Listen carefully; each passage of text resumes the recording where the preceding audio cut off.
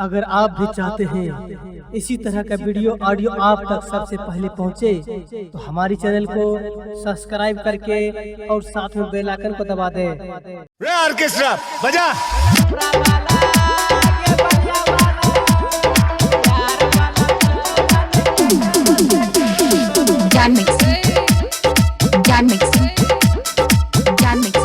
Badal recording studio Khagaria.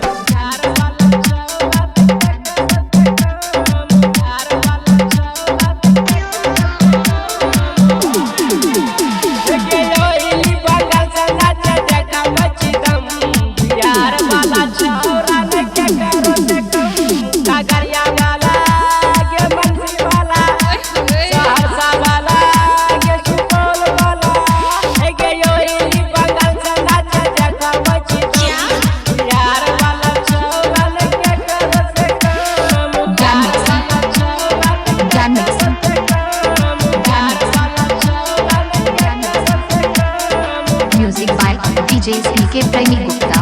Music by DJ SPK Premi Gupta.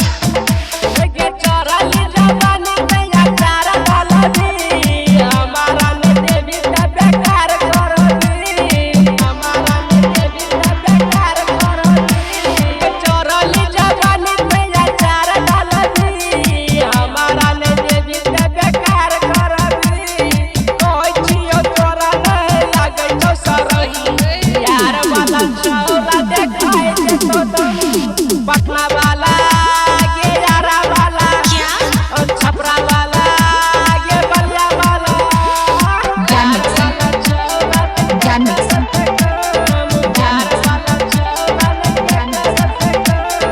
Music by DJ SPK Premi Gupta.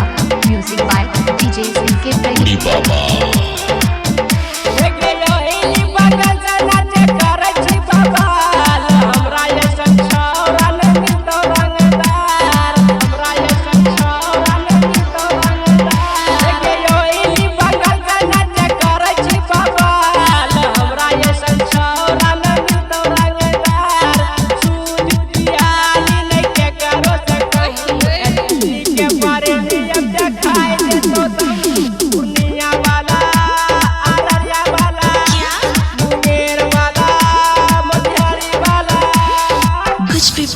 Badal recording studio Khagaria.